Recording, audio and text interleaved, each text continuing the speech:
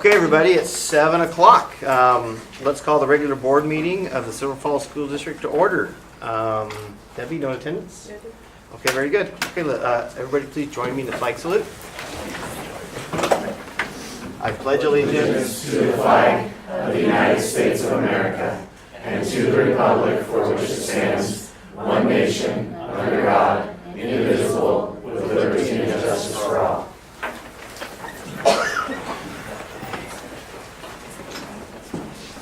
Okay, first item is we have a check, a donation from the United Way. Cassie Cruz and Liz, I think it says Liz Schrader, but I think it's Just myself. Okay, yeah. Come on up and let us know what you got. So I am Cassie Cruz with United Way, and I am here to present Silver Falls School District with a check for $13,800. Okay, cool. The check is for to fight childhood poverty. We recognize our educators are spending about $600 out of their own pocket, and they're spending it on the needs of the classroom, and not just classroom supplies. They're spending it on shoes and jackets and foods for the children. And we all know the cognitive deprivation that happens to a mind when the children are living in circumstances like that, and we want to be able to help their education and walk alongside the school districts in the Tri-County area. And we are here to support our school districts in that manner. So thank you for having us. I'm sorry we're not here sooner. We're here now. I'm excited to continue to walk alongside you.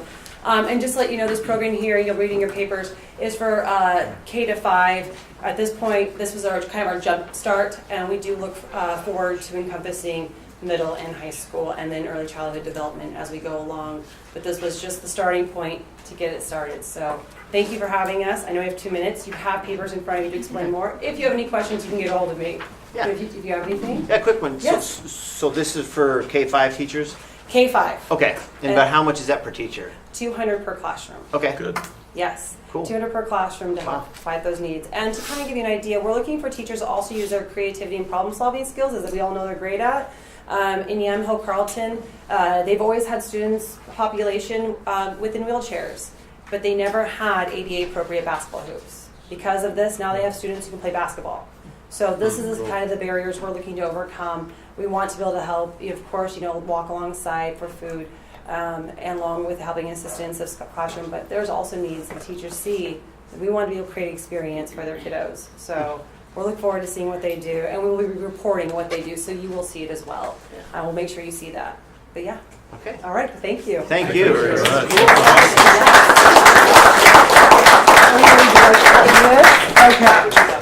Okay. Gosh, this feels so awkward.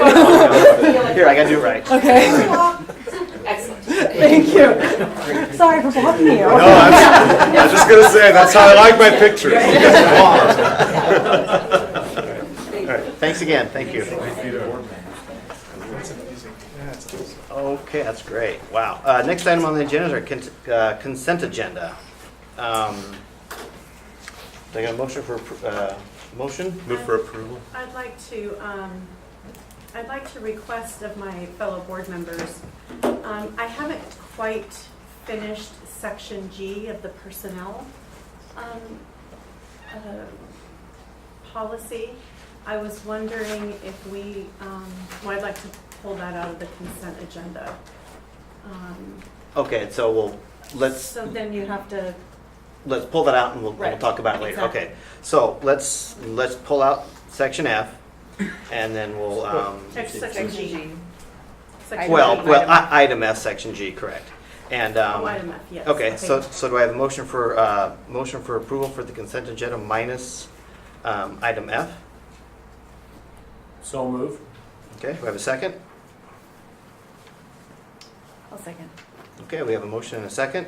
All in favor, please signify by saying aye. Aye. Opposed? Okay, motion carries.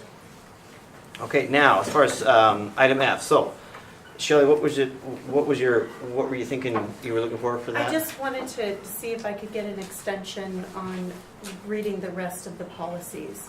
I haven't quite finished the entire policy section, and I just was wondering if I could have that. Okay. And if we could bring it back next month and then make a final vote on it, if okay, I could yeah, get the we can support consider of that. At I times have a like this, Mr. different Chairman, if I could Yeah. interject. Yeah, please. You do have policy that regulates this, and I'd like to read a section of that policy Okay. for the entire board. It's policy BFC, adoption or revision of policies number 2. And this goes back to second reading, but it'll make sense. It says second reading of proposed policies. This is an information item and no action is required by the board. Any additional comments, questions, concerns, and recommended edits should be forwarded to the superintendent for consideration prior to the meeting in which the policy is recommended for a third reading and or adoption. If a board member wishes to discuss a proposed policy or administrative rule, the policy must be moved to the agenda for discussion with a majority vote of the board. So a board member could surely place a motion on the floor to put this item as a postponement to your April meeting, but that will require full majority vote in favor of that action to occur based upon your policy. And while there may be questions, I haven't received any questions from Director Nealon about this section, so I'm uncertain what those questions are. Again, I just want to be certain that you're informed about this matter as I know it. Okay, so policy says that should have been dealt with before the It agenda was should have made? been dealt with between your second and third reading. Okay. Rather than at tonight's meeting. However, This is the third Director reading. Nealon can move, Yeah. can make a motion to say, I move that we put all of section G to your April agenda, and if the majority of the vote is in agreement with that, then you vote in favor of that. Any disagreement would be voted with a nay. And then if it's a nay, then you're obligated, because this is a consent agenda item, to then vote separately for this Right, section. okay. Okay, well, I have, Go can I ahead, say Tim. something? Yes, please. My concern is if we delay this another month, it's bumping up into section J, which we're getting the first reading tonight, and that's another big stack of policies. We can bring policies up anytime. I would suggest we vote on this tonight, and then when you finish reviewing whatever you haven't reviewed, if you have questions about a specific policy, you could then direct your questions to Andy, and if it was necessary, to bring in front of the board. That was my plan B. Okay. So very good. We were thinking along the same lines. Okay. So that would be fine too. Yep. Okay. Yeah, that's a good, That sounds like a good second choice for Yeah, I sure. think Plan B makes more sense. Yeah. okay. All right. Okay, very good. Any more Thank you. discussion? Okay, so do I have a motion to, as far as consent agenda item F goes? Move for approval. Okay, do I have a second? Second. Okay, motion, I have a motion and a second. All in favor? Oh, any discussion? Okay, all in favor, please signify by saying aye. Aye. Opposed? Okay, motion carries. Okay, next item is our student representatives, Brooke McCarty and Jory Paradis. Thanks for having us. Okay. First off, the boys basketball just placed 4th in state, and they went 25-2 in their overall season. And girls basketball placed 3rd at state, and they started out ranked as 5th, and they went 22-5. Spring sports are just getting kicked off these past few weeks. Track has a dual meet against Mount Angel this Thursday, and tennis also has their first home meet against Crescent Valley. And baseball has their first jamboree this week. Last week, choir competed at George Fox, and they qualified for the state competition. And softball has their first games this week, but started off with a jamboree today, and I think it went good. Dance team has been doing very strong, and they have their state championship this weekend. ASB has been planning and starting Mr. SHS, and you'll probably see a lot of our fundraisers throughout the community, like at different restaurants and stuff. Key Club has several members that have helped at ASAP after-school tutoring program at the middle school, and their fundraiser, Pennies for Patient, is going on right now. And Battle of the Books competition is next Saturday in Willamette. Interact Club has the Daddy-Daughter Dance coming up this Saturday, which is their biggest event, and they've also been raising money by selling Jamba Juice cards to purchase water filters for those in need in developing countries. And there's a new Health Walk Club, which is like Health Walk / midterm, for students who didn't get into Health Walk or didn't have the opportunity to participate. And they're just kind of working on their skills out of school to prepare for college, and they can go to competitions around the state, and it's a cool new program for students. The Spanish Club, they meet every second and fourth Thursday of the month, and their new elected officers is the president Angel Espinoza, Vice President Robin Legge, and Secretary Diana Santos. And the Gay Straight Alliance continues to meet and discuss equality for all. FBLA will be competing April 5th through 7th in the state competition, and they have been preparing for that. FFA also is preparing for their state competition and is coming up on March 23rd through the 25th. The NHS Club had their induction ceremony tonight, and it went very well. And theater just closed the show You Can't Beat the House and will be auditioning for one act very soon. And that's all I got for you. Thank you. Cool. Congratulations to both the boys and the girls basketball teams. Thank you. Awesome time. Thank you. Thanks, guys. Okay, next up is our first audience with visitors, and I'll read the guidelines. Welcome to the regular business meeting of the Silver Falls School Board. We are glad you are here and welcome you to address the board at this time. Please be certain to sign in before you present. In order to ensure equity among speakers, the board will limit remarks to 3 minutes per individual. If a group of 3 or more wishes to appoint a representative to speak on its behalf, the board will extend the time for remarks to 5 minutes.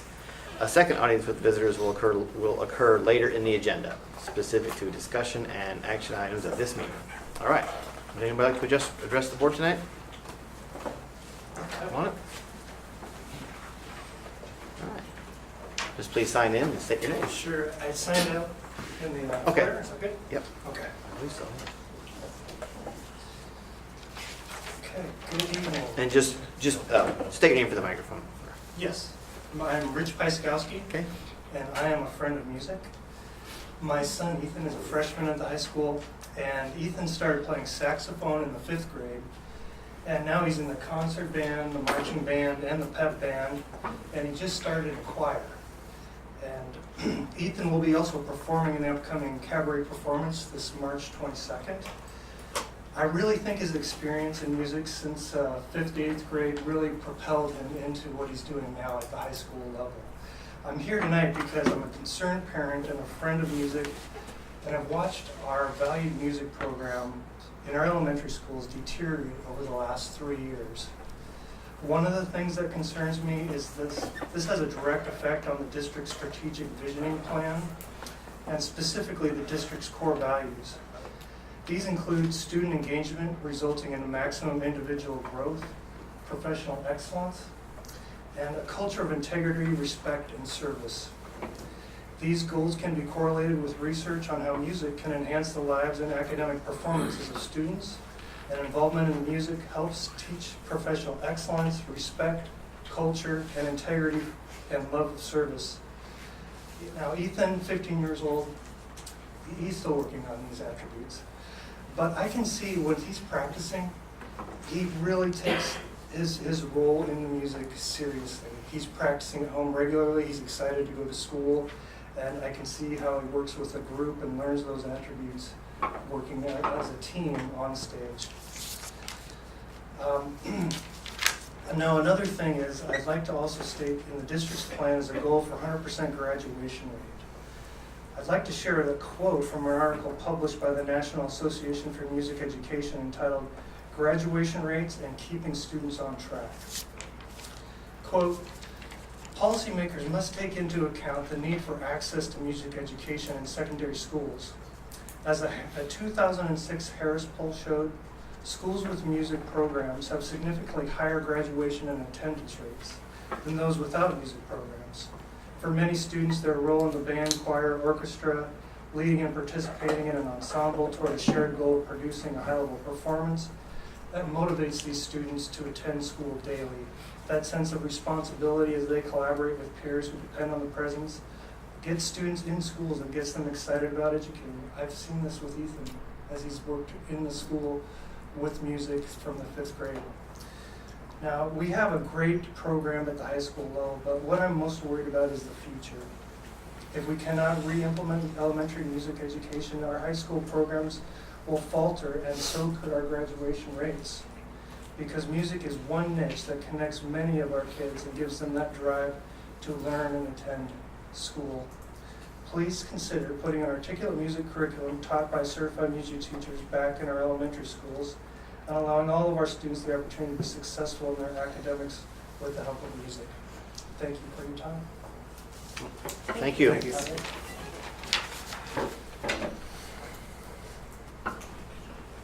Okay, anybody else? Okay. All right, some discussion items for the night. First item is the Chemeketa Community College Partnership, Ken Hector and Johnny Mack. Ken's the board chairperson and Johnny is the executive dean of career and technical education at Chemeketa Community College. All right, thanks guys. Thanks for having us. Chair Buckholz, members of the board, Superintendent Belando, thank you for the opportunity to share a little information with you tonight. Our primary purpose being here tonight is to express our appreciation for the relationship between Silver Falls School District and Chemeketa. And we're here to share a little bit of data that we think is reflective of how solid that relationship is. Last year, 165 Silverton High students paid $25 each to participate in Chemeketa's College Credit Now program. They earned 1,759 Chemeketa College credits while in high school, saving their families $161,221 in college tuition and fees.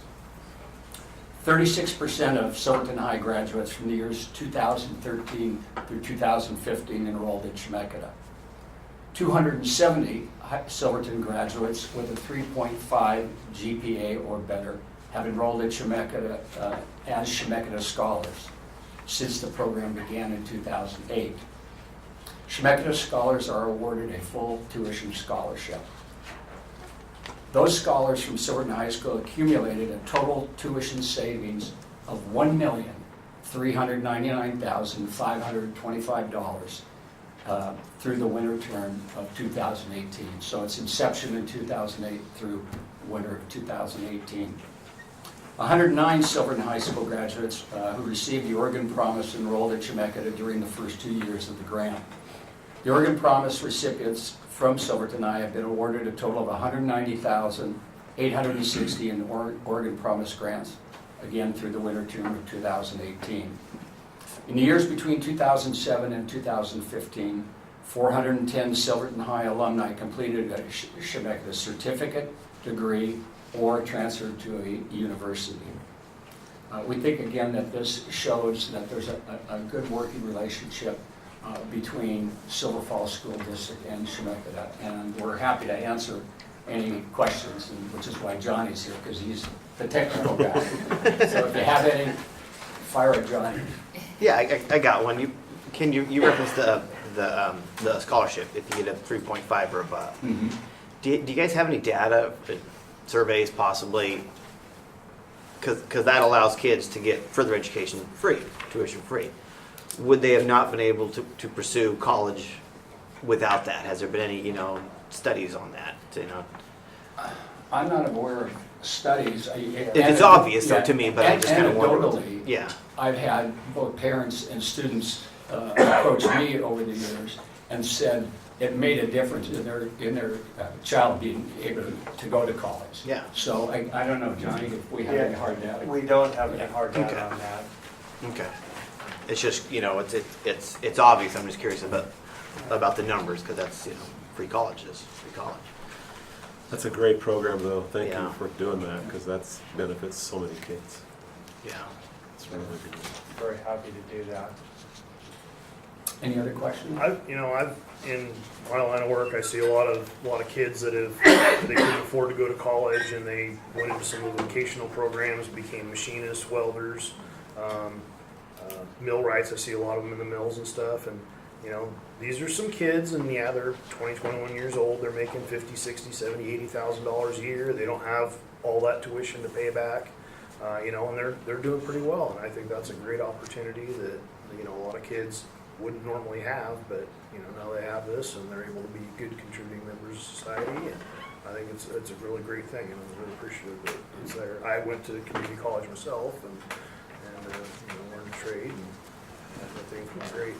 I'm really glad you mentioned that, because all of our students in those programs are completing, are getting jobs before they're graduating. We have them employees coming and picking them up in December and allowing them to finish their education. And all of the ones do welding, machining, electronics, and so forth. I think the only complaint I hear is that, some of these kids are getting jobs and they're working 2 or 3 months and they're saying, hey, somebody from GK Machine or some other welding shop came and they're offering me jobs constantly, all the time. So, these recruiters won't quit calling me and that kind of thing. So it's a good problem to have. I would also like to add that we've started a new program with you guys this past year with Emergency Services. We're offering some criminal justice dual credit, and I'm working with one of your faculty members to approve introduction to emergency services this year as well. So we're very excited to continue our partnerships with the school district.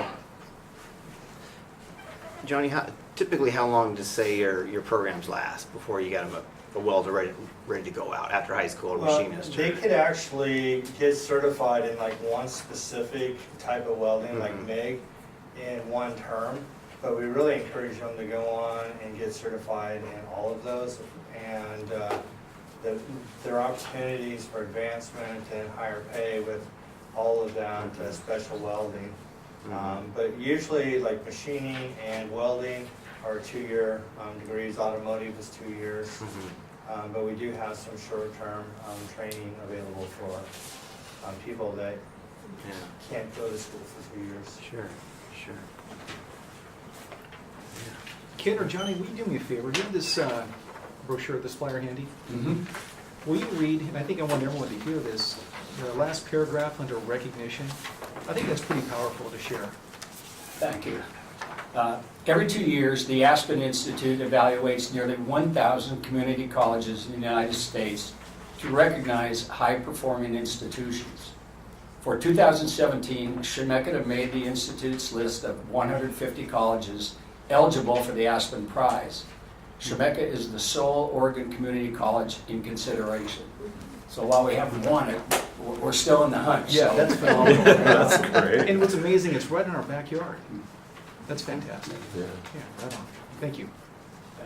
Yeah, thank you. And in follow-up to Todd's question, we have a number of career tech programs, and as Johnny mentioned, our students are doing very well when they come out of those programs.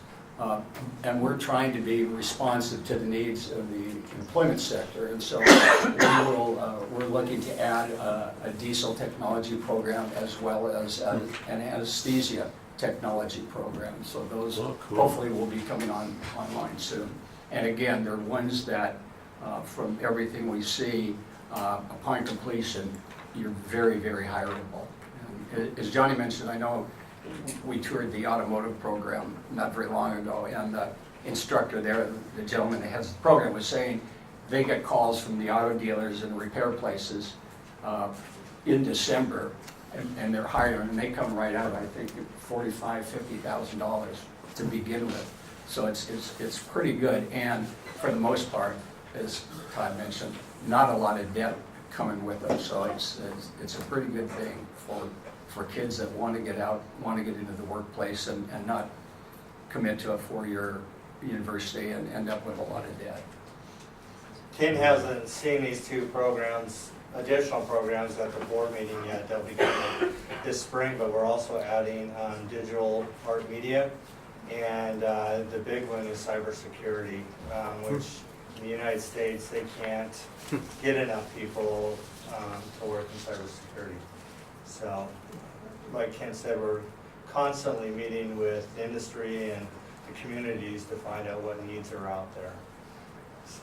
That's great. Thank you for filling that huge Yeah, gap. That's awesome. Fantastic. Well, once again, thank you for your time, and Thank most you. importantly, thank you for the partnership. Thank you. Thank you, guys. Thank you. I just want to note, 1981 Silverton graduate. And Chemeketa graduate. All right. I'm an honorary graduate. Does that count? That counts too.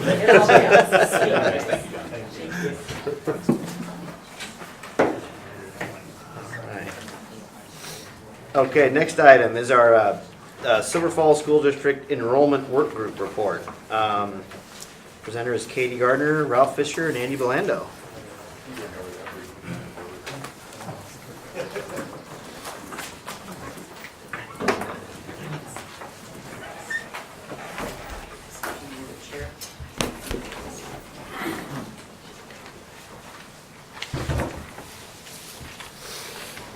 I'm Ralph Fisher, and I guess Katie Gardner, and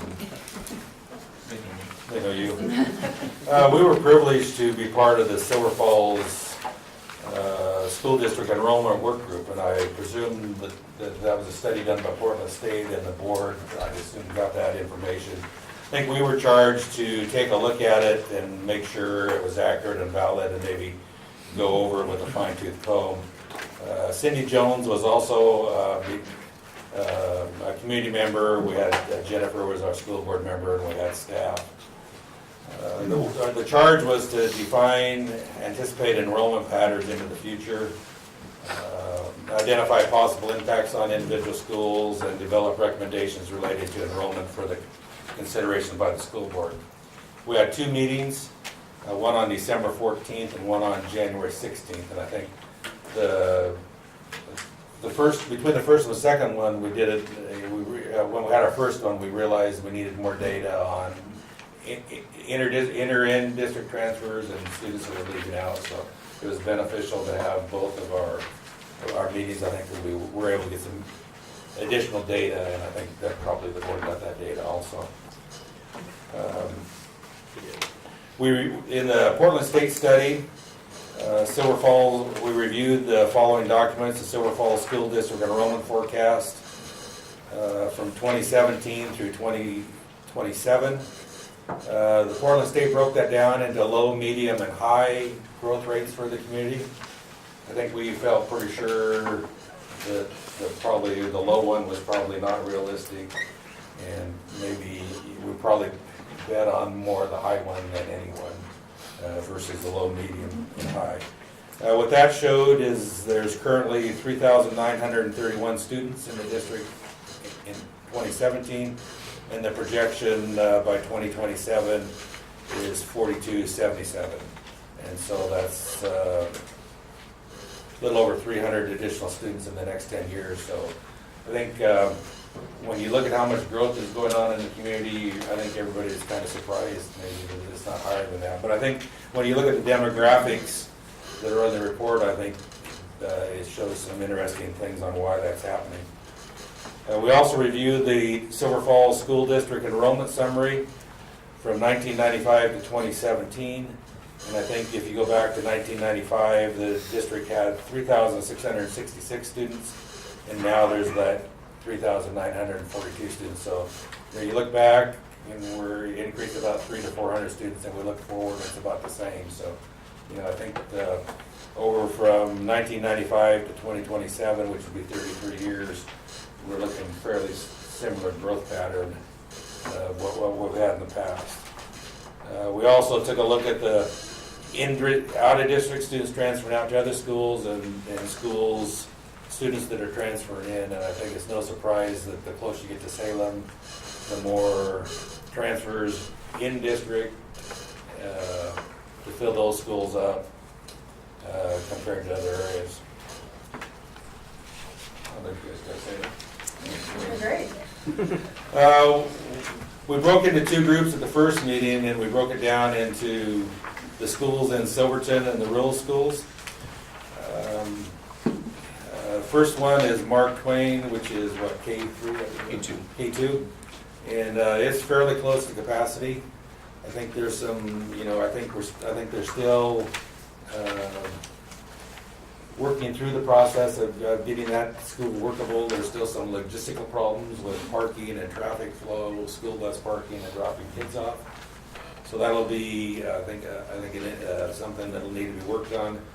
I think it was 320, 330, and the capacity is like 350, so it's pretty close. It's pretty close to capacity. Robert Frost has the capacity for expansion of about 40 more students. Silver Middle School has the capacity for modest growth, 25 plus students. And I think, as everyone knows, that school has the significant need for long-range planning. Silverton High School still has plenty of room for growth. 200 plus students. I think it was built for 1,400 and it's right around 1,200. In the rural schools, 5 of the 7 rural schools are at or near capacity. And I think it was interesting to look when you compare some of the rural schools, Central Howell, Evergreen, and Prattham. The thing that makes those schools functional right now is the inter-district students transferring in. So I think we're expecting that trend to continue. And then Victor Point has increased about 33% of the total school enrollment between 2011 and 2017 is inter-district transfers. We also took a look at the demographics.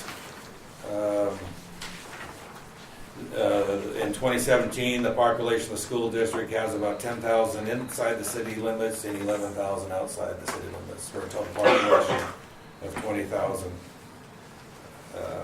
We kind of, in the study, it talked about proposals for growth and new housing developments within the city, and so we kind of took those into consideration. I think since I've been a part of this work group, I've kind of looked around town and paid a little more attention to that, and I'm not sure all of the proposed annexations or buildings were listed, proposed within the city limits.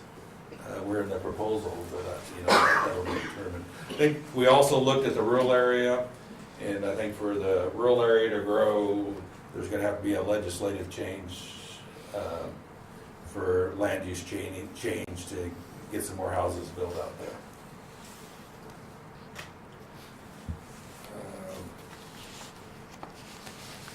The current intra and inter-district transfer practice has been a self-managing effect on the school and district enrollment.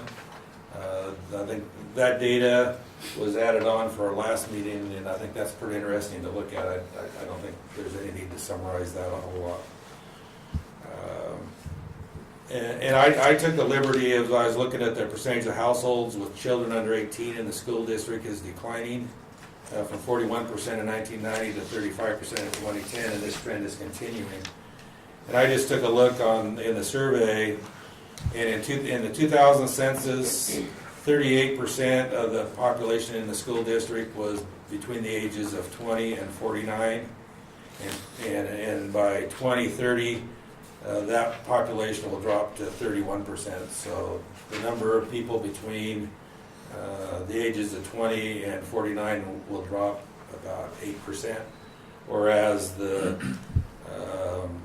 in 2000 the population of people 55 and older was 28% of the population of the community, and that's expected to rise to 41% by 2030. So even though there's more people coming into town, we're all staying here and getting older here.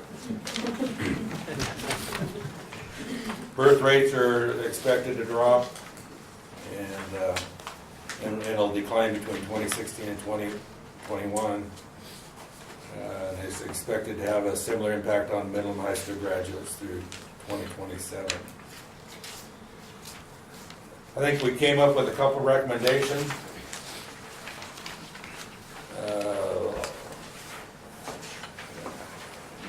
The number one is there's no pressing needs to indicate the immediate changes to attendance boundaries. I think we looked at the way that we can regulate moving students from school to school is working well. And so I think as long as you keep that policy of allowing kids to transfer from one school to the other, there's no need to change attendance boundaries, is what we found. We also are recommending looking in the next 2 years to change the grade configuration of Mark Twain and Robert Frost to be K-5 schools instead of K2 and 3-5.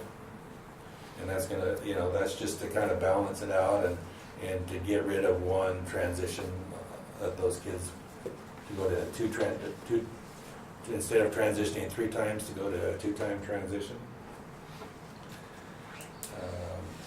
And the third one is within the next year formation of a committee to develop the next district long-range facility planning, and consideration of a general obligation facility bond to address facility and enrollment needs should they occur as soon as possible. And I guess that's our committee recommendation. I guess as I read, and I kind of have to support or sort my personal opinion from what the committee decided. And I guess when we look at the middle school, the thing that stuck out in my mind when I look at the student population, and this is my personal opinion, if I can state it now, I want to make it clear. But I think there's 14 modular classrooms in the district, and so to remain the status quo of modular classrooms, I don't think is good. And I think 12 of them are over here at the middle school. So I'm not, personally, I don't think that's acceptable. So I told Andy, and I think he had a little heartburn, but I would go with a general obligation bond sooner than later, as in next May. And there are actually 9 modular classrooms here. Okay. Yeah. Well, so that's, But still. I think there's some with the way that the school district has got earthquake grants. I think that and improvement on some of the rural schools. I think that's very positive, and I think the public is expecting to go. I think they're expecting something to be done with the Slater Street campus. And that's my opinion. The big question, I know we all think, what's it going to look like by 2030? And I think 2030 seems like it's a long ways away. I know I read something the other day that those of us that are my age think, 1991 was 30 years ago, and I think of something 30 years ago, I think of the 70s. And that's kind of the way 2030 is. It's way out there. Pretty much. Very quick. It's pretty true. It's really true. This is on my age. So I guess, I don't know, Andy or Katie. It was a good study. And Katie, do you have anything? Yeah, no, I thought it was really eye-opening and interesting to see how we've been able to kind of self-regulate with the inter and intra-district transfers to the rural schools, and how that relieves some of the pressure that town schools would be feeling otherwise. So I think they've done a really nice job on an administrative level for that. I wanted to say thank you to our community members who participated, Ralph and Katie and Cindy. You really dug in and had great insights that helped me as a board member. So I just want to applaud you. Thank you. And to Kristen Jock, too, who put together amazing data for us in a very short time. So thank you very much. That was great. So did you guys, when you talked about making Mark Twain Elementary and Robert Frost both K-5s, how does that kind of take care of the numbers? Because there's more room at Robert Frost than there's at Mark Twain, or? I think it's mainly a student transition. Instead of moving 3 times, 2 times, I think we realize that you're never going to get the same number of students at Mark Twain as you're going to have at Robert Frost. There may only be 240 and 400 or something. 350. 350, yeah. So I think we know that you're not going to have 2 equal number of schools, but I think just the transition. And we do know that how you draw the boundary and all that's going to be, that wasn't in our scope of work. Of course not. That was my next question. You don't have enough. The logistics part of it is. But I think Mark Twain is at capacity right now. It's like scary. Yes. Like if there was a big, an unexpected influx of kids, we'd be concerned. So. And I think if you have 2 K-5s, if you had a big influx of kindergartners, then you could kind of manage that a little easier. Yeah, having all kindergartners in one building. And we are reviewing options at Mark Twain for conversion of some existing space to instructional space. We've already converted the girls' locker room to instructional space at Robert Frost, and we're looking at conversion of the boys' locker room to instructional spaces as well. While it sounds not necessarily appealing, it's something that we believe we can. At Robert Frost or Mark Twain? Mark Twain, thank you, at Mark Twain. And so there's some capacity. We surely recognize what Jennifer shared, and I agree, we're at capacity in that building. So the combined efforts of reducing transfers, because there are a number of transfers at Mark Twain, and combining the efforts with Robert Frost, that combination itself will allow more flexibility than we currently have with any enrollment increase as we move into the future. That was the thought behind, the initial thought behind that recommendation, Tim. And then second to that, we had some great conversation about the educational benefits, the transitions, things like that. I think in the demographics of it, if I recall, Butte Creek is the only one I think that potentially would show a decline under the demographics right now. But then I think when you look at land use laws in the rural area, I think, because of the transition north of commuters, that it would have the potential for more new housing than anything else too. So, I think even though it shows that that's the only one that may not grow as much, it also has the most potential for change. Yeah, over the next 10 years, we do anticipate a reduction in enrollment at Mark Twain Elementary over the next 3 years through 2021 or 22, simply because the birth rates took a pretty good drop over the course of 2009, 10, 11, 12. Based upon this data. So again, if we don't approve inter-district transfers to Mark Twain Elementary, the school should also experience some relief in enrollment. That we currently have 125 students in that kindergarten class up there, and with that enrollment drop, we'd like to think we can get closer to 100. Okay. Very good. Any more questions? What about number 4? Did we talk about that? We didn't talk about it, but I like the question. What, it really helps us to make sure it's our vision, and it helps us to make, long-range planning and, are we going to keep this district structured the way it is with lots of rural schools coming in town or make changes like that? So yeah, it's a good question to ask. So. I don't know if I'm going to ask that right now, but we need to, that's probably a good function of the long range facility plan. I think. So. Yeah. Something they have to. I guess I'd like to see that happen sooner rather than later. Yeah, Okay. I know that. I know that. A lot of the angst and the constant worry has been, well, not as much as it used to be, but when I was first on the board, there was, are we going to close all these rural schools? It's been going on. That question's been going on since. Unification, but I know that since we got all these earthquake funds, and we've made real structural improvements to so many of these rural buildings. You don't do that unless you plan on having those buildings being there for a long time, and so I think that has really assuaged a lot of those concerns. And so I think that worry is dissipating over time. So it was Victor Point, Butte Creek, and Stubbs Mills. Yeah. And so they look like brand new schools. And then when you look at the intra or transfer in students from outside the district transfer in, you got, like I said, you got Evergreen, Central Highland, Prada.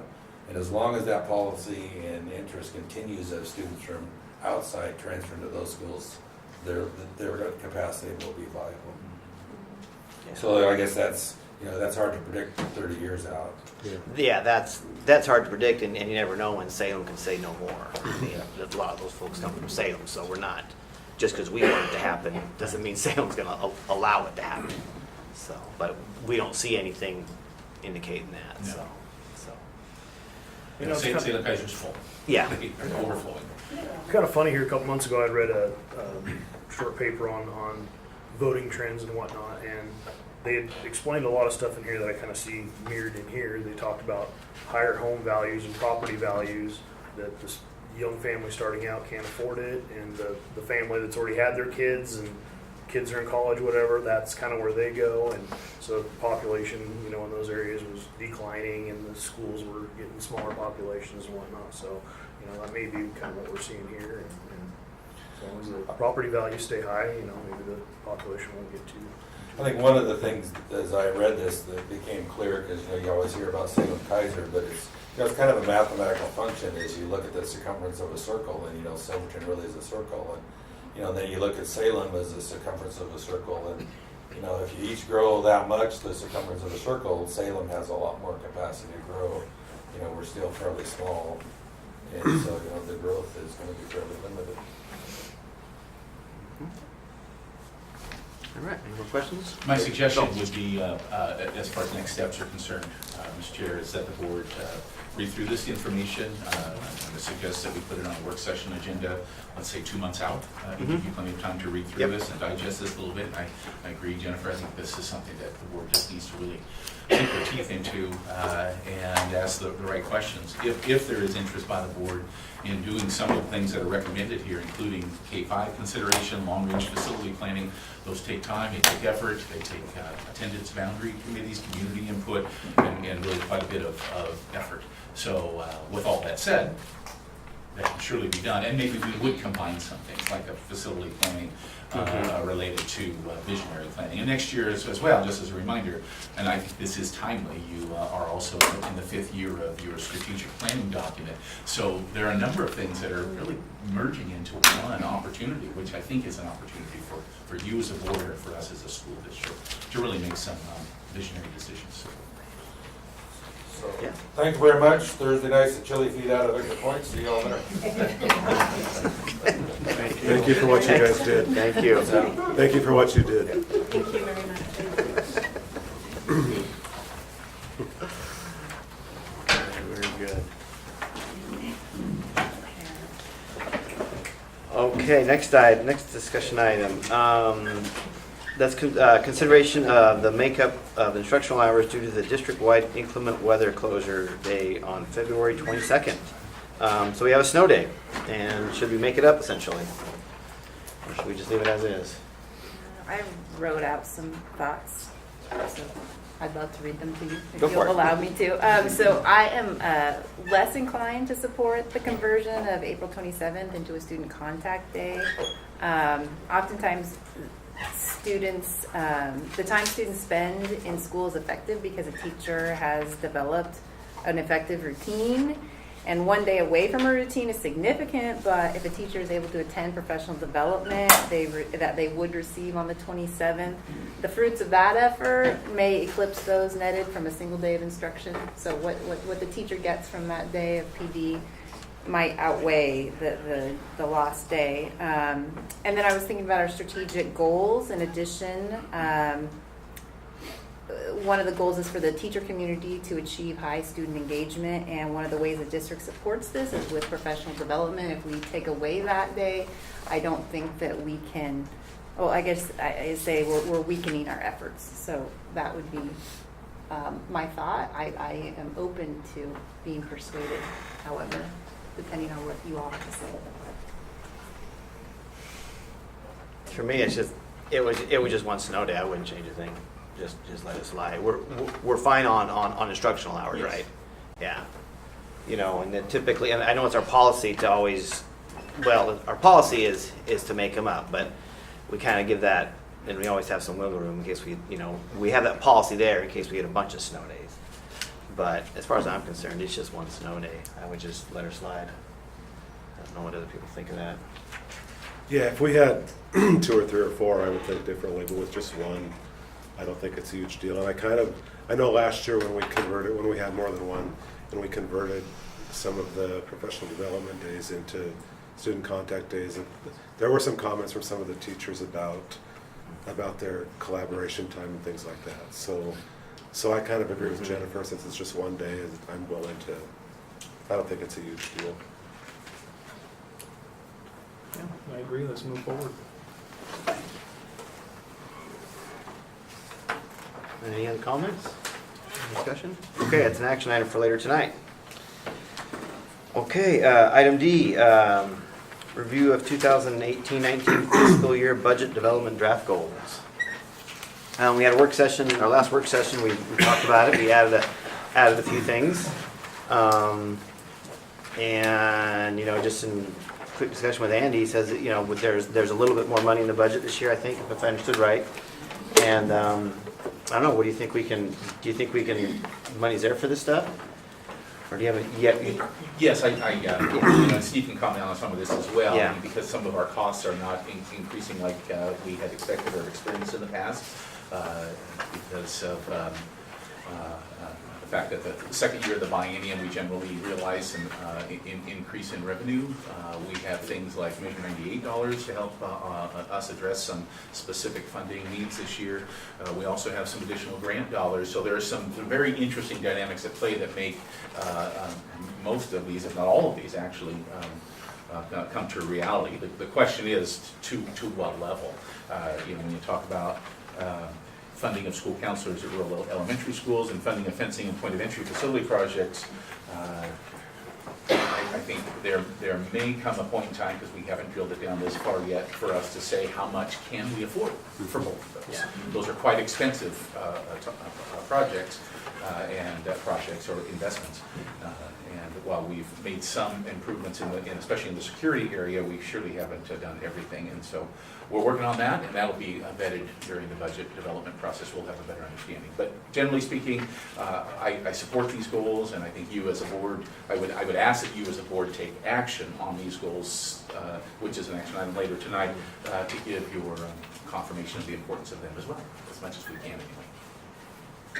Yeah, the first four, I believe, were the same as last year. Correct. Yeah, and then we just added the bottom two, so.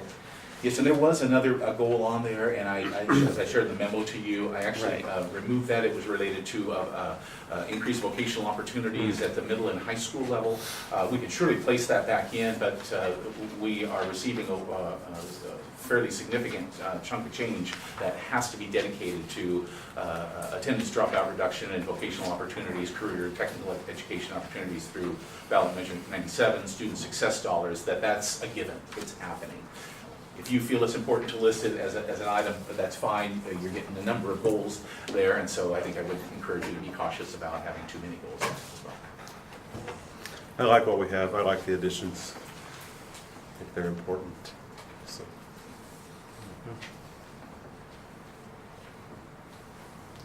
So for the funding of counselors at the rural elementary schools,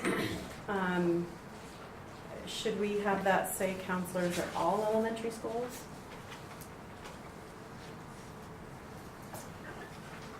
Sure. And that's up to you Yeah. as a board. I think as a whole district, we should look at that as a whole district plan. There have been some questions by elementary principals from the non-rural schools about what that means for them, and I think those are fair questions which we do need to address.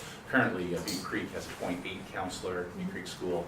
Mark Twain has a full-time.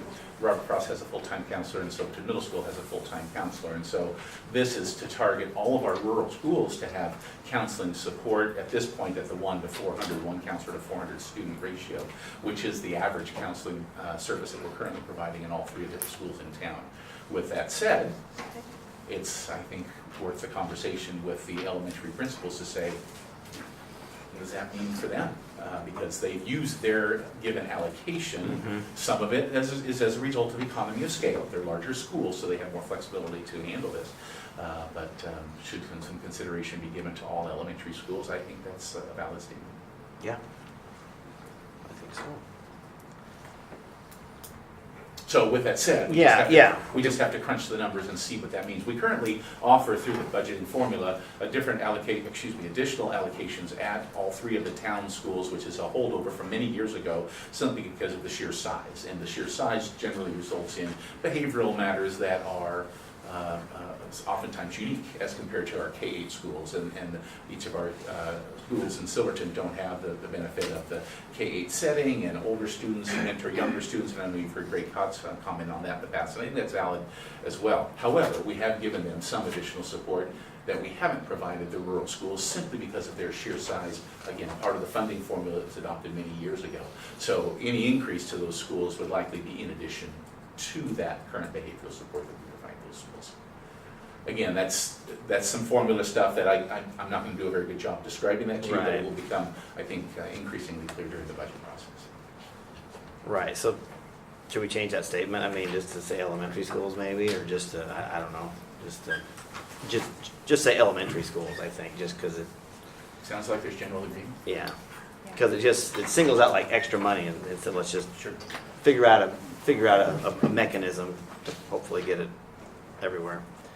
Well, you have to do it where the needs are greatest too. I mean, you know, say we have enough money to, if you were thinking of the rural schools, roughly how many counselors would that be if you were doing one at 400 for all our elementary rural schools? Just under 3. Roughly, just under 3. So, I mean, if you have 3, I know, you know, I assume a Mark Twain would have more need for counseling than an Evergreen. But so a newly hired counselor may be going, you know, naturally they're going to have more than one rural school, but they also may need to help out at some of the town schools, depending on need at certain times of the year too. So I think you have to be flexible, but still make it fair for everybody. And Yeah, that's a good point too. Yeah, you gotta make it flexible, because it could be some buildings just have a higher need percentage-wise, you know, so. and maybe pay for part of the counselors that are already in place at the larger in-town schools to help balance that a little bit. I think you just have to balance it out. Yeah. Definitely worth Yeah, it. and the only thing that comes to mind for me, and Steve may comment on this as well, is that depending upon the available revenue that we have to do this, I imagine there could be a discussion about what does that mean financially for the school district, and what does that mean to our ending fund balance, and if it's too much of an impact, do we then consider something like a 1 to 450 student ratio, or 1 to 500 student ratio, so it's affordable, so we can still have the same effect, but maybe do it more of a transitional way. At least start somewhere with year 1, and get it done. Yeah, we initially just threw out if we could hire 2 or 3 full-time counselors district-wide and do it from a district level and find out how we can allocate that, get time out to the schools that don't have it, but also find, like you say, the balance with the schools that may already have some that need more, and just use that as a starting point. And we're just, you know, the principals have their budget worksheets now, they're working on their budgets, we're working, just trying to look at the department budget and talk about the budget as a whole every day, and yeah, it's a balancing act, but it's a priority, so we're trying to work it in. And are you guys also going to include, I know we talked about a little bit at the last work session for the fencing and some possible security projects. I know I kind of threw out there using some of that Eugene Field sale dollars for some of that. Yeah, Lawrence, he's putting together quotes for all the remaining school fencing projects of the district. But I would still like to see if we use a certain, just throw out half of that money from the Eugene Field sale, how that affects our payment plan going down the road for the Eugene Field, for the loan on that. I just think this stuff is so important, and if we... I think that last item specifically, you know, we could definitely focus on matching up one-time dollars, revenue, or money that we already have in other funds for these one-time projects. And, you know, we do have some options within the capital projects fund, or we do still have some money within the state facility grant. So Lauren's working on getting those quotes, and we'll kind of see how those numbers come out, and see if we can find a way to, you know, use the one-time dollars to pay for those types of things. Yeah, I know when we talked about the dollars from the Eugene Field sale, we said that was going to go back towards the loan, but in light of some recent events, and I just think this is so important if we can, you know, figure out a way to use some of that and still pay the loan off. Well, as we refine the budget, we'll put those scenarios in front of you as a board. I understand you don't have the numbers now. I will share though, because it's timely. Literally late last week, Thursday or Friday, we received word from the Department of Education that we have qualified for 2 new grants, a $20,000 facility assessment grant over the course of the 18-19 school year, and it's a single year or 2-year grant. I think it's single year. And then a $25,000 facility, a long-range facility planning grant.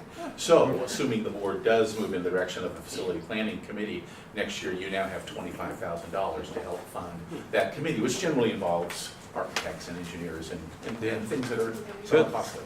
So that'll help. Good. We just received $45,000 with a couple more grants. And we're still waiting to hear on our most recent seismic grant application, and we should know probably by first or second week of April. Good. So I've had a couple people ask about it too. I know recently we talked about possibility, or the interest anyway, of talking about selling that excess property up there at Mark Twain. You know, is that a possibility? We talked about selling that, use some of that money towards fencing or other security measures. Yeah, that'll be up to you as a board to decide if that's a project that you'd like to see occur. And similar to any different use of the Eugene Field revenue, that would take board action, and I think additional conversation. So if the board wants to place that on another agenda in the future, we can surely do that too. I thought it was nice that the community was trying to figure out ways to scratch up some money. Sure. Yeah, we had that as part of a work session, didn't we? I You know I did. wasn't here that, was there any consensus? And I wasn't here that night, but was there a consensus on that, or? really? I don't recall a consensus in the minutes. The minutes indicated no consensus. Right, by the that's board. okay. I think it'd be worth another conversation. I know we talked about, and I remember, you know, conversation a little bit on both sides. Some saying thought we should hang on to some land we have in case for future, in case we ever need it for future use, and some thought we should look at it a little bit further too. Yeah, maybe we should put that on an agenda and put that to bed, decide And one way or the other. And I also did hear there's a possibility of not having to sell the whole thing, because there's a section, a square up there, and then there's that triangle section. So I heard that there's a possibility of not splitting that up a little bit, so we could maybe keep part of it and sell part of it or something, I don't know. I think it also came down to how many acres we've sold in the district and what we have left Yeah. to possibly build on. And I think that's why there was Yeah, some question like about a it. no, we don't want to go that route yet, Yeah. and not be too hasty about it. So Well, if I remember correctly, I mean, I don't think that's really ideally suited anyway for putting a school on, but. Let's have another conversation Yes. about it. Does I everybody think that's reach- up to engineers Next couple and months. Yeah. other people to decide on that. I mean, that's something that we can look at as far as, you know, if that is developed, if we can develop it. But I don't think we should sit here and say that it is or not. That's up to the professionals to let us know Yeah. that.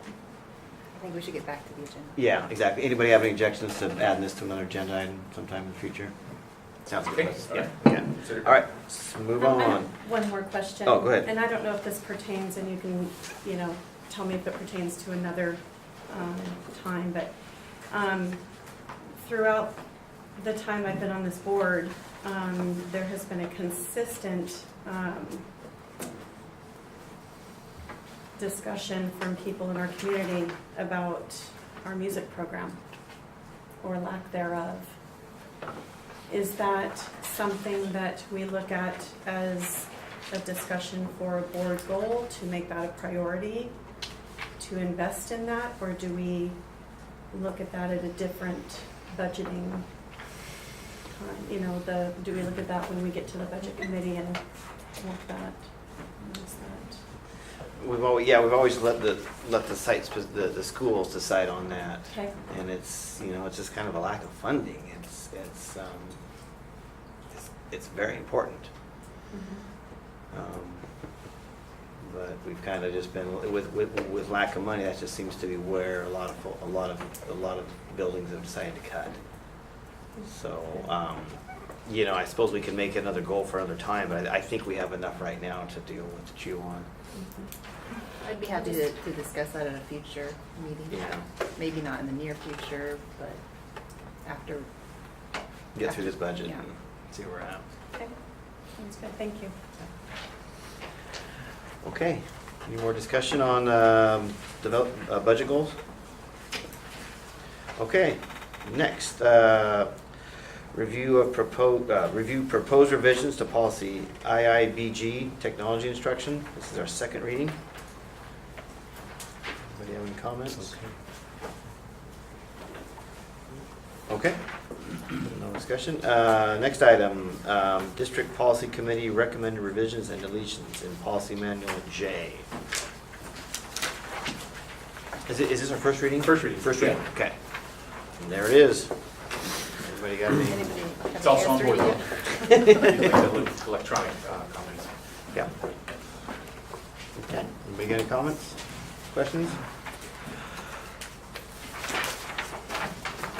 Okay, very good. All right, next administrator and staff reports. Andy's got some options for board training on educational equity. Yeah, we have a couple of options, and this actually may result in maybe more questions for you to answer, because we have two, I think, really good options. One of them being the Oregon School Boards Association and Oregon Department of Education. And they are both willing players in that. In this, they could come out and provide a one-and-done option for you. So on Educational Equity 101, both have indicated their ability to do that in the course of, let's say, an hour at a work session. If we designated a work session specifically to this topic, hour, give or take.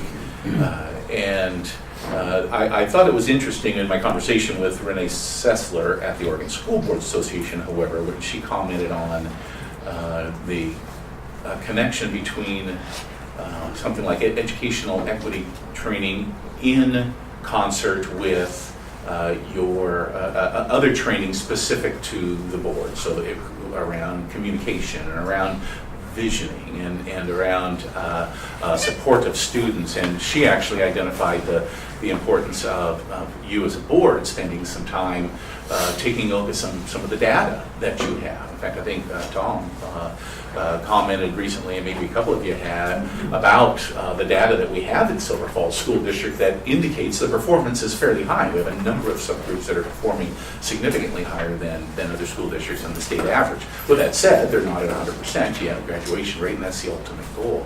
However, OSBA did comment on their interest in trying to sort of blend the training with you so that it would not just be equity, but it would be review of data and how best to get yourself to a place where equity can be part of the solution related to your vision as a school district into the future. So they're both willing and fully prepared. I think they both have a lot of value. We could do it this spring. We could do it over the summer. My suggestion is if you're going to use OSBA, that you probably need to do something like that over the course of a couple of trainings in the summer like you've done in the past. But Renee Sessler also said she's willing to come out here and spend an hour with y'all at the team or another trainer just doing the basics, educational equity 101. So that's my question to you is, would you like something as soon as this spring to help get us there? You want to wait till this summer so you can get into a really deeper conversation about it? Do you want to do it at all? I like OSBA's idea of looking at the data from our district and, kind of tying that in with the equity piece, because that helps us tailor something specifically for our district. What we're doing right now and what we could improve on. It's just my first initial thought. I'm not sure there's a bad option here. I like Renee. I like the idea of continuity with Renee, and putting it in context is smart. I've heard really good things about the ODE equity training too, though, so I can go either way. I've always been impressed with OSBA stuff. I like Renee. And possibly we have our summer long work session. We used to call it a retreat. Could that be? Do we have a topic for that yet? No, you generally start having that conversation in April and May, and set those up for the next year. So that it'd be a good opportunity. This would be a good one. To have a long, in-depth conversation about it, because it can be a delicate subject. Yeah, there is a risk with an hour one and done kind of training that an hour would not really serve the kind of justice that maybe the seven of you would like to experience with some kind of training. There may be some value to getting into it deeper over a couple of hours of dinner, like you've done. Well, Andy, I would like to see, thinking about that training, it'd be nice to have some of this data and information that she has given to us ahead of time that we can read, so we're not spending all of that time reading it or listening to it during that 1 hour. That's fair. So I think that'd be helpful and productive. Tom, I do like the continuity of staying with the OSBA. They do a wonderful job of training. But I think maybe we can do this in multiple parts too. It wouldn't be bad to do a 101 on equity training. There seems to be so many different opinions. It's a hot topic. That maybe we start with a 101, then we learn a little bit more about the data at hand, how to extrapolate that, interpret it, and then apply it to what we see as that vision. So I think it's something that's probably more conducive than just, a one and done class. I like that idea, Ron. So you're saying something more like our work session is just generally just one though. That long summer work session is generally just one. You'd like to see two. Yeah, One I think and just to cram it in one session, it may do it injustice. you need to sleep on it. Yeah, What I need to touch it, taste it, kick it around, massage it a little bit, really to sink in and to get the maximum benefit. Because it's one of those things where you sit down, you listen, you learn, then you have a chance to kind of digest it and work through it. And then it may breed more questions too. It's very applicable. Guess what's the best way? That sounds fine to me. I'm just trying to figure what's the best methodology to go about that. Yeah, I think I just have to make a contact with either one of them, OSBA or ODE. Ron, I heard you say that maybe another source would be helpful, even in addition to an hour-long 101 session as well. Correct. And we've had numerous trainings from OSBA, so maybe we'll see what the availability of ODE is later this spring, see if they can come in here for a work session in May or June, and let's get this rolling. Does that sound reasonable? Yeah. That's so the ODE might be able to give us a good overview, but OSBA might be able to help us with more board level specific application of that information. And I think that the ODE and OSBA will have two different perspectives to introduce to us. That's a good point. ODE will come from a more educational perspective. OSBA will come from a data-driven perspective, which I think we need both of them. I think that's a win-win for sure. So, yeah. Okay. Yeah. I'll set it up as soon as possible. I'll keep you informed. Yep, great. Thanks, Andy. Okay, next up, 2018 budget process and timelines and financial report. Steve. So the principals have their budget worksheets and allocations, and they're going to be working on that over the next 4 weeks or so in preparation for our first budget meeting, which is on April 19th.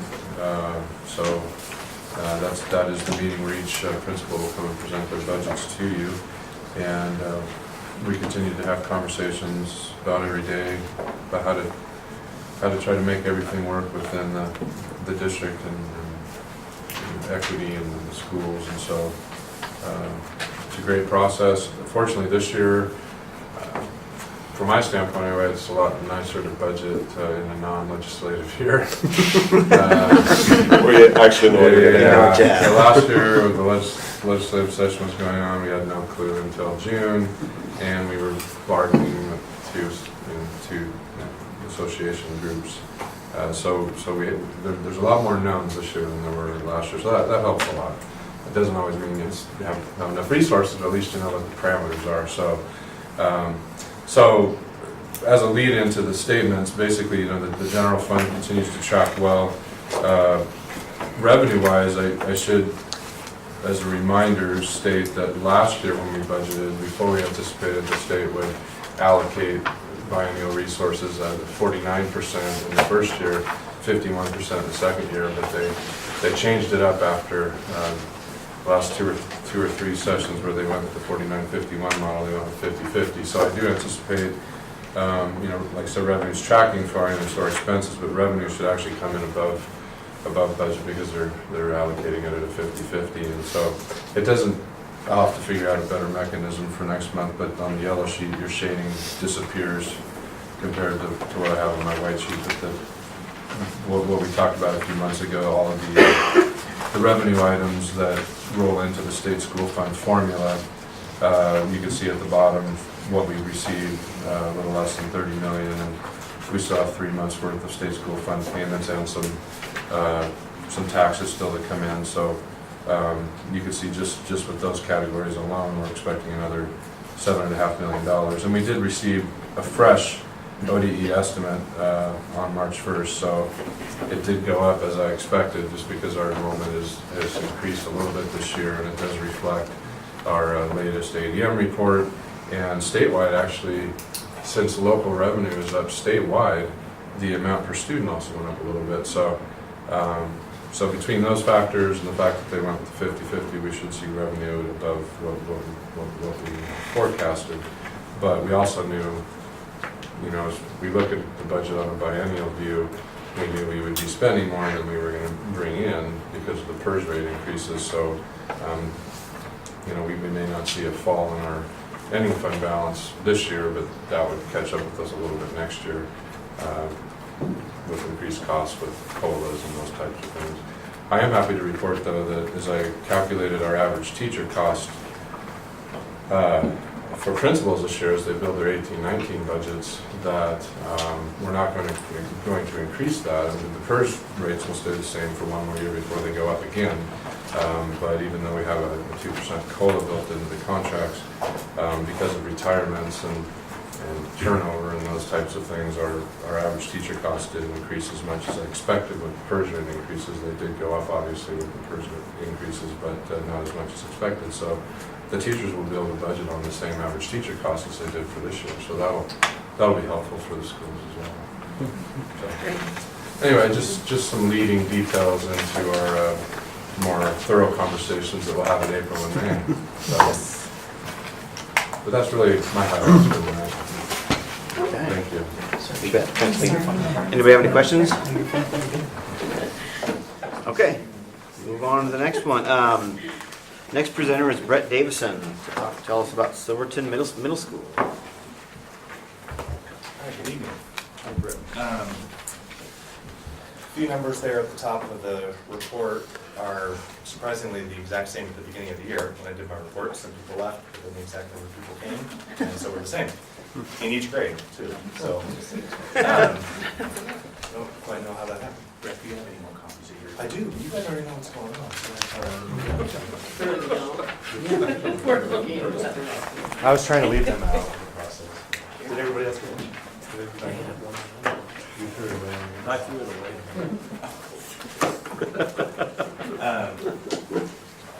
Sorry, Orlando interrupted my.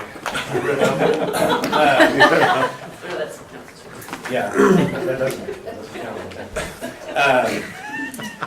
Skipping down to I've got a few little things that we have been completing and doing. Obviously, the Falcon success combined with the RIE at the high school has been the biggest thing that we have been doing this year, which I want to talk about a little bit. Second semester, we switched over. I added a coding class in the 6th grade, computer coding, and also a period of choir for second semester.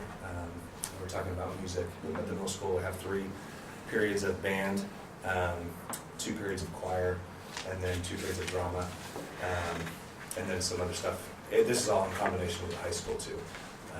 Couldn't do it all in my building at this point at least, but in combination with the high school, we can offer some good music opportunities and other opportunities.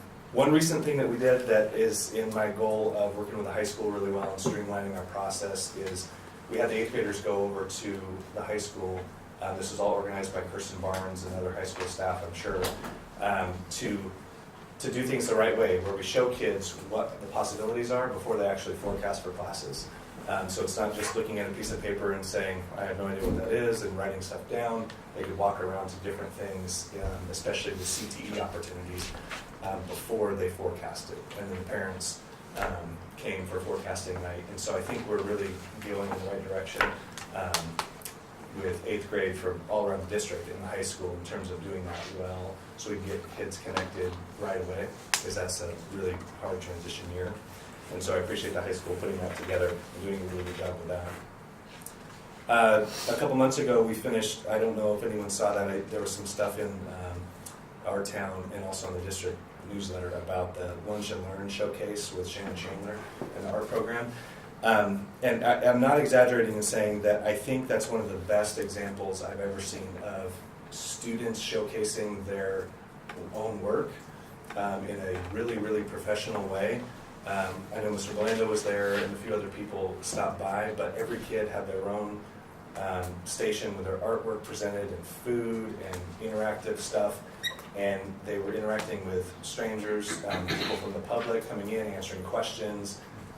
It was really amazing for a middle school level art program to be able to do something like that. And Shannon Chandler does that stuff all the time, and it's pretty amazing. The RIE has been the big thing, and this is just a list I pulled from the last, I think, 2 sessions of RIE of the things that our kids have been doing. There's 2 big reasons for the success of that so far. It's been Marie Traeger doing all the logistics and the planning, and she loves that stuff. And that don't think I would have had the time or the mind to pull that off on my own, and she has taken that and run with it. And then our staff being really creative with options. So this is all in addition to the interventions that we're doing for math and English. But sign language, pantomime, conversational German, I don't know where that came from. History simulation lab, where they take different historical things and do interactive simulations, and all the other stuff that's there has been pretty fun to watch. And so the staff's really taken that and been really, really creative with it. And it fits our goals too of getting kids connected to at least one adult, and they're interacting with adults they don't normally in these sessions, or in one activity that they don't normally do during their day. And I think that's huge for keeping them engaged, especially when they get moving on to high school. Things that are upcoming, if any of you have been involved in school, you know the spring is the beginning of the year, and then spring is crazy time. We've got budgets and all that other stuff, but we get into field trips and outdoor school for us in April, right after spring break, which has been fully funded with a grant. We have our service learning day where we send the whole school out into the community and in our own building to do different projects around the community. We have 18 kids going to the state science fair April 13th. We're joining with the Roos again with doing the Adopt a Farmer program for 8th graders on April 19th.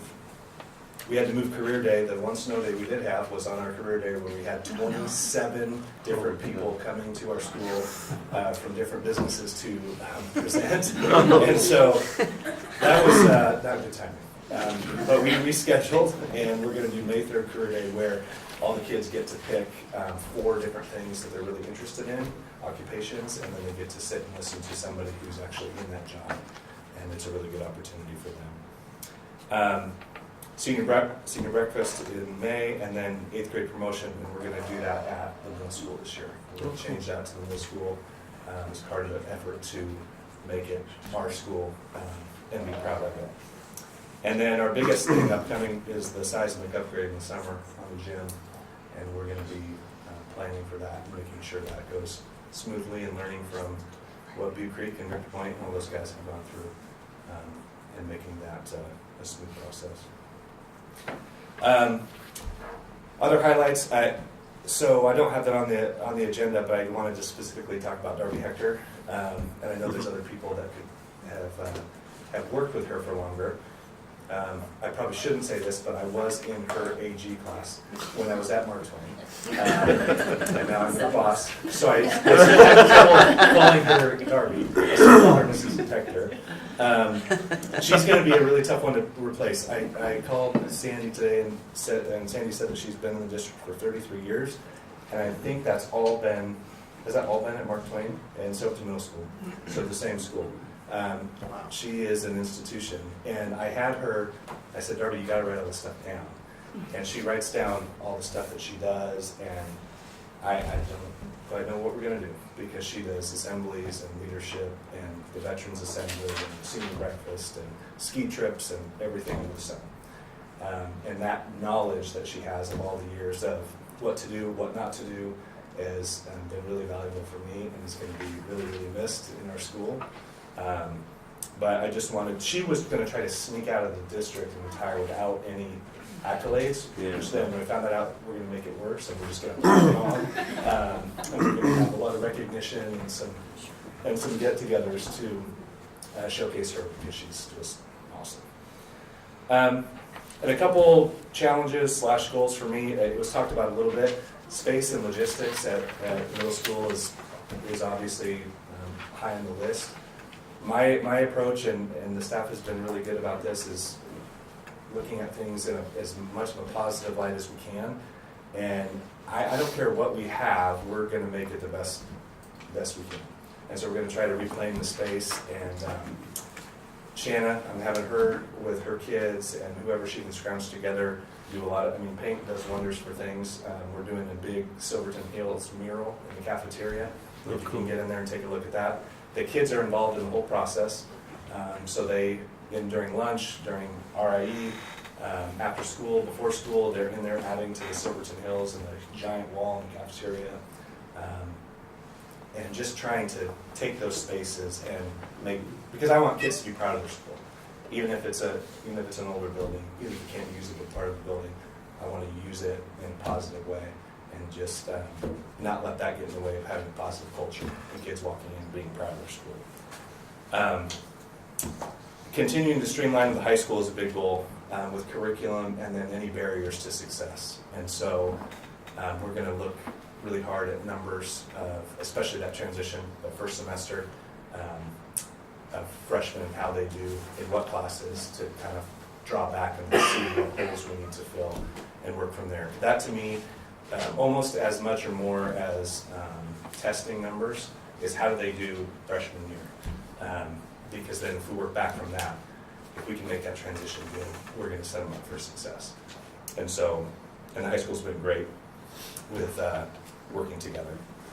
And then I think what's on a lot of people's minds too is, and we're going to be talking about it as a district, is just coming up with more effective school-wide social emotional programs and approaches for dealing with kids who are struggling with social emotional skills. And not only just reacting to it or identifying kids that are struggling, because I think we're pretty good at that, but also have a more systematic approach to teaching skills that are also barriers to success. So self-control and organizing and planning and all those life skills that employers want and then just people need to succeed. So those are on top of my list for moving forward, but that's my quick rundown. Very good. Brett, do you have any, and I know it probably varies, but like percentages of kids during your RIE time, the ones that can take advantage of the extension pieces versus the intervention? I don't know, I wouldn't know the percentage off the top of my head, but what we have tried to do is not lock somebody in for the whole time. So if they really do need, I mean, if we need to do some serious remediation or intervention because the low skill level, for 1 month, the next month we want to try to connect them to something that is still teaching that skill, but in a more engaging way. It's not just drilling them with the exact same thing. So it's not the same percent, it changes quite a bit. But a very large percent of the school was engaged in these kind of things. Oh, good, okay. Yeah. Okay. A big percent. And thank you very much for your emphasis on making that building a positive place and ownership of that building. That's awesome. And for your comments about kids transitioning to high school and having a successful junior high and moving into high school, and that whole piece being as important or more important than test scores, because you're developing the whole kid. So thank you for that. It's good to hear. I want to say kudos for getting kids connected one-on-one. I know high school really tries to do that too. I just read an article recently about strategies to help reduce the possibility of violence on campuses, and if students are connected one-on-one to an adult, they're more likely to report if they know that something's going on. So Yes, one kind, caring adult make a difference. But it also raises, the kids want to come to school. Yeah. So attendance skyrockets, Yeah. and they want to be there.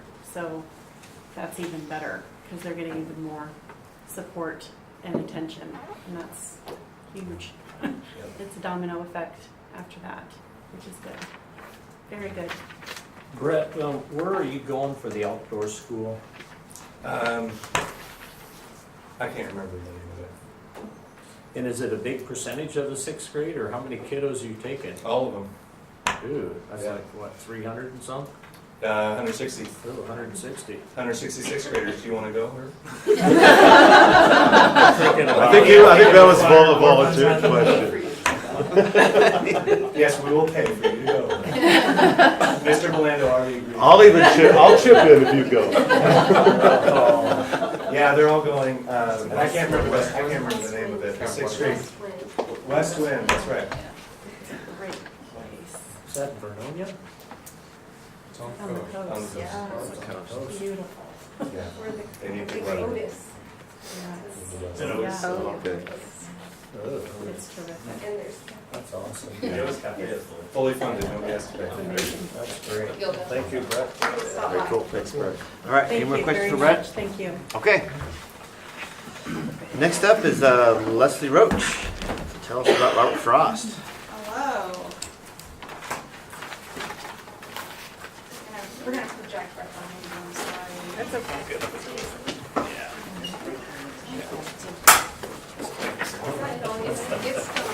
It's going, yeah.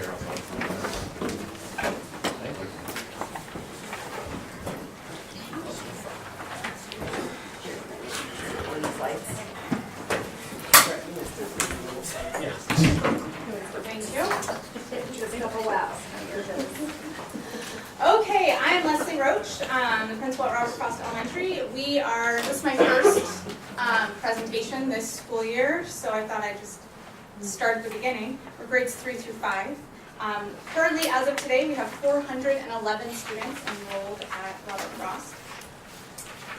We host 3 district special education programs: the Functional Skills Classroom for students who are medically fragile. We host the Basic Skills Classroom for students with a variety of needs, and Dana might explain that better than I just did.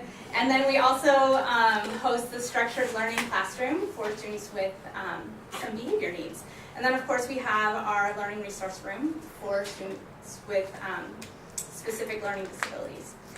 So we have a wide variety of students and staff at Robert Frost. We are, with this wide variety, able to offer a number of supports. We have a reading specialist and a math specialist to work on intervention. We have an English language development program with a teacher and an assistant. We do have a full-time counselor, and we are able to offer mental health services. We have a therapist from Trillium that comes to our building once a week and has a full caseload and a wait list. So your conversation about counseling and mental health services is very timely. So last year, our SFX scores left us with some room to grow, to think about it positively. We, as a staff, have really been working. This is my 3rd year at Robert Frost, and we've really been working on growing and coming together and meeting our district mission, vision, and goals. And so these are a few of our major takeaways over the last 2 years and changes that we've made. We've moved to a 90-minute reading block. We have made curriculum and instructional agreements, so we follow all of the district curriculum maps, and then we also made some of our own internal curriculum maps for areas that the district hadn't developed yet. And we also studied and researched some best practices in instruction, and we made agreements as a staff that we would teach vocabulary in the same way, so that kids aren't needing to learn each year the language of the classroom. So that was a lot of work that my staff put into learning and practicing together, and we're seeing that it is making a big impact with kids. We are also flooding all staff out during reading and math instruction so that we can have smaller student to adult ratio. We offer a 30-minute power up time for intervention and enrichment for every student every day. We have 4 times a year a data team where an entire grade level and all of the specialists are able to sit down and look at students. Every student gets discussed 4 times a year. We look at their STAR scores, we look at their attendance, we look at their office discipline referrals, and we make a plan for students. And then also every other week we have a care team that meets consistently to make more detailed plans for students. So we have a lot of areas that we're working on right now at Robert Frost, and we're really proud to be growing in these areas. So I told you what we were working on, and you can see with our STAR scores, we are making a difference. I just want to highlight down here our January third grade STAR math scores. 99 students, which was 80%, are at or above benchmark in math. I would say that Jennifer Hannon had a lot to do with getting our K-5 math curriculum aligned and teachers teaching it with fidelity, and we're seeing a difference with kids. The math philosophies have changed a lot, and when I go into a third grade math classroom, I don't always know what they're talking about. So if you haven't visited math lately, you might want to, because it is a game changer. But they think about math in a different way, and so 99 students are at or above benchmark. 30 of those students, about 30 of them, are at the 90th percentile or higher in STAR. So we're starting to create problems for ourselves by like, what are we going to do with all of these like third graders who are learning 8th grade math? So the problem is wonderful, and we are so excited to see these numbers and see our students grow. Obviously, we still have room for improvement in reading and math, but with our data teams, we know who these 2 students are that need urgent intervention in math. We know who the 7 students are that need intervention, and we have specialists who are working with those students every single day. And so I just have the 4th grade numbers as well, also very good growth overall, and the 5th grade numbers. So we're really working on closing the gaps in learning that students have, and just trying to pass on some really, really talented students that we have at Robert Frost to Silverton Middle School so that they can be successful high school graduates soon. So, it's Robert Frost. Leslie, you mentioned that your ELD program has an instructor and an assistant. What about your math and reading interventions? Is that just the teacher, or do you have assistants helping as well? We have assistants helping in all of those areas as well. We have a reading specialist who is 0.8 FTE and a math specialist that's 0.7 FTE. And so they are able to run instructional groupings with those students, and then they oversee assistants working with those students as well.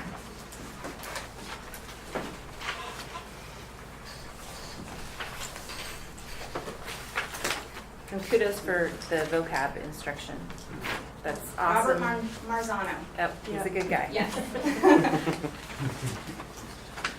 How many kids in your school are special education and from the special education? Yeah, since we hosted 3 district-wide programs, and those are K-6 in my building right now. Right. So our percentage is slightly inflated because we take students from all over the district. So I think we're at about 12. Are we at 12%, 17%? I think we're closer to like 16%. 16%. And district average, we're running about 12.5. Okay. Leslie, congratulations on the improvement on the test star scores and stuff. That's awesome. Thank you. That's Hopefully, so cool. yeah. So good to see individualized instruction like that going on, and you guys working so hard to get every kid what they need. Yeah, my staff is Very awesome. amazing. Yeah, they're wonderful. Thank you. Thank you. All right, thank you. Okay, next up is board reports. Anybody have anything to share with the board? I went to see the drama. Tell me the name of it. Can't Beat the House. Can't Beat the House. And they had 2 casts, which was great because that is proof that we have lots of people participating in drama and lots of laughs. It was great. Very cool. In mid-February, I had a chance to participate at the high school, the mock interview sessions with the junior class. And it's the 3rd year I've been able to participate and act as an employer would when interviewing an employee. And I got to tell you, our future's in good hands. It's amazing how exhilarating the whole process is. And it's quite taxing. So for us doing the interviews, it's a 4-hour session, And each session is 15 minutes per student. And they come in and they're dressed, they're well prepared, they've done their studies. And you're asking questions, it's on a sheet, so it's rehearsed for us, but we kind of color outside of the box. And you just kind of go with the flow as far as what the child or what the student's presenting, what they're giving you. And it's amazing how many incredible kids we have. You know, so when you walk away from that session, I really get more out of it than I think they do. You know, it's fantastic. So it's a blessing to be part of that and to know exactly how wonderful our schools are doing, because it is an accumulation of all of our schools. So when that junior is sitting right across from me, you know, it's the entire district that wins. So, you know, kudos to our schools. Really, it's fantastic. It's just wonderful to be a part of it. And I tell you, Matt, it's a great feeling to be part of that process. So, Wade, good job on it. You said it's a district-wide thing. But to have that, I mean, really, the experience is wonderful. So, yeah, it's really cool.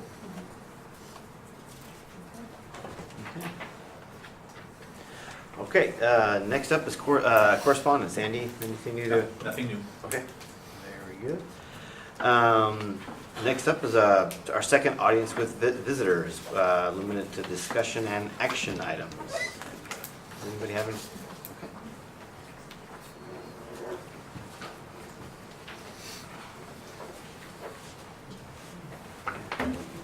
Sarah Whitson, Silverton. I just had 3 comments from earlier discussion items. I was really interested in hearing the report from the enrollment work group, and wanted to just reiterate that they also felt the need for a long-range facility plan, which I also spoke to you at the beginning of the year when you spoke about your board goals.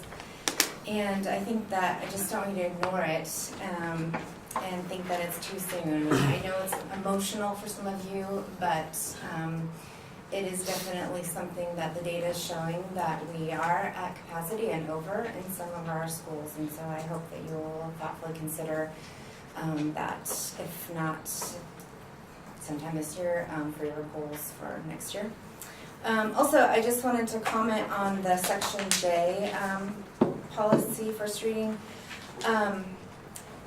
I know it's a lot of work to read through all of those, and I certainly don't have the time for it, so thank you for taking the time to read through all of those. But there seems to be, in my opinion, and I can certainly try and formulate an email later, but some concerning deletes in that section, so I hope that you'll take thoughtful consideration when you're looking over all of those policies. My third comment is regarding your budget goals. And as you know, Silverton Friends of Music is really concerned about further music cuts. And so I'm really going to hold you accountable to this goal that says you're going to maintain your current program allocations and your current levels of staffing. And two of the concerns I have with that is your temporary music position that you had this year after Mr. Duffy retired, that you'll at least maintain that. And also if you can find the money somewhere to maintain Scottsville's music program, because as you know, it was funded through private donation this last year. So if we're going to keep that goal of maintaining our staffing level and our program out there, then we need to maybe allocate some funds somehow to maintain that program. Thank you. Thank you. Thanks, Sarah. Okay, anybody else? Okay, we'll move on. Action items. Our first one is to approve the 2018-19 fiscal year budget development goals. We talked about them earlier. Do we have a motion? I move for approval with the, can't think of the word I want. The one change to take out the word rural in the 5th bullet point. I second the motion Okay, to approve the budget goals. Okay, we got a motion and a second. Any discussion? Okay, all in favor, please signify by saying aye. Aye. Opposed? Motion carries. Okay, and the second one is consideration of the 2017-18 school year school calendar adjustment as a result of district-wide inclement weather closure day on February 22nd, 2018. I think we were fine with just letting that day go. I think so. Do you have a motion? You don't need Do we have to? Don't need one, okay. Good enough then. Let's see, so it says here, I'm supposed to ask Dandy. She has something to talk Yes. about. So I wanted to share tonight that at the Crook County School District Board meeting, they're sharing my name as one of 3 finalists for their superintendent position. So they are putting out a press release and will be wrapping up the interview process in the next week and a half. And I wanted you to hear it from me because it's going to be public. It's probably out there right now. And I wanted to also share that when I was looking at the position, there are 12 to 15 different superintendent positions that have been posted this spring. This is the only one I've applied for. I'm happy in my job right now. I love this district. I've been here for 14 years, but my youngest daughter is graduating high school. I have about 10 years left. We have the clock ticking, and it's kind of my time to decide what I want to do with the rest of my life and my career. And so looking at the district at Crook County and the things that they're looking to do, it was very intriguing to me career-wise, as well as for my family situation, appealing to my husband and myself for maybe looking at final steps and where we want to sell. So I wanted that to be out there so that you know of that, and we'll see what happens. It's an exciting process. You just wanted to call more snow days. I did. I want to be snow all the time. No. You want to go somewhere where they don't call snow? Yeah, they don't call snow. I don't care how big the snow is. You're going. Yes. Thank you, Dan. Wow, thanks. Congratulations. Okay, very good. All right, well, that I guess that's it. That's it for the open session. So now we're going to adjourn to executive session under ORS 192-6602K to consider matters related to school safety or a plan that responds to safety threats made toward a school. Review of 2000. So we're going to review the 2014 school district vulnerability study. That statement said something about safety threats. There are no ongoing safety threats. We're just reviewing a plan. but I had to read that. So. Okay, let's return to open session. Is there any further business? Yeah. Discussion? Well, actually, you had a question. Okay, so I just wanted to clarify real quick. Under the consent agenda, Shelley's question, section F regarding item G, we did adopt the entire policy, and then as you make your way through, Yeah. if there's any line items you want to pull out, then we can discuss. Okay. Yeah. Just wanted to clarify. Yes. Thank you. Okay. And I just had a question, Andy, on March 14th, all the teachers, all the principals are on board, I'm sure, with all of this. I have a concern with, the more I've been thinking about this, this is a kind of an opportune time for someone not in the right mind to target those students. They'll all be outside with no security. I mean, they're like sitting ducks. I hope it doesn't happen, but that's my fear. We have law enforcement on campus. We have law enforcement adjacent to, speaking specifically to the high school campus now, and adjacent to the high school campus as well. So they are fully informed and ready to roll. We have no indication of problems. However, you bring up a point that we need to be attentive to. We don't know if we're going to have 40 students or 100 students participate. And we don't know if we're going to have any counter protesters. Well, we heard a little bit of discussion about that. It's been fairly minimized recently, so I anticipate we may not have any counter protests. But the high school is fully prepared, as is the middle school, and all principals for that matter are prepared if there's any activity. I don't anticipate anything in our rural schools, but there could be some activity in the middle school. So it's just something to be concerned about, I think. I mean, it's, All of our regular protocols will be in place, as on any other day. And I think that's really important to note. Again, comprehensive approach to addressing the needs of the school. So we know, we watch, we see, we monitor, we staff, we place people in the right positions, and frankly, we rely upon students too. I mean, and I've heard comments where, that they might not even send their kids to school that day. They don't even want their kid to be involved in that choice or decision that they don't know nothing about. And they might therefore be forced to do something, So I would be on the lookout for that there might be some students missing that day. Yeah, we anticipate a drop in enrollment that day based on what we've heard from parents and students.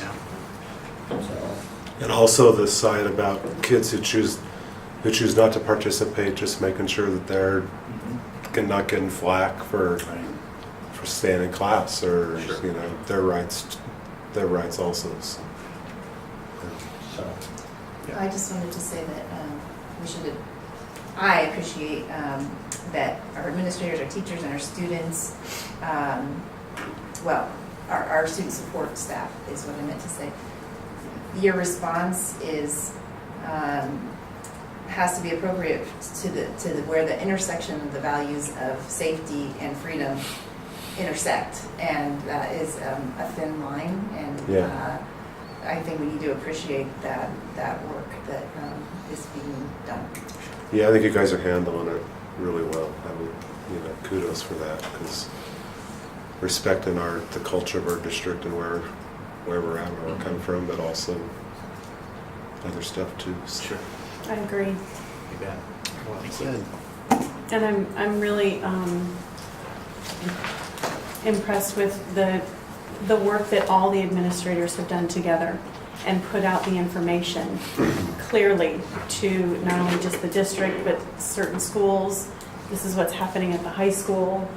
It has been well versed and discussed, and I'm very impressed. So thank you for doing that work and putting it all out there, for letting everybody know and making their own decisions on how they want to handle it. So that's what this is all about. So thank you. Okay. Anybody got further business? Okay, seeing none, meeting adjourned.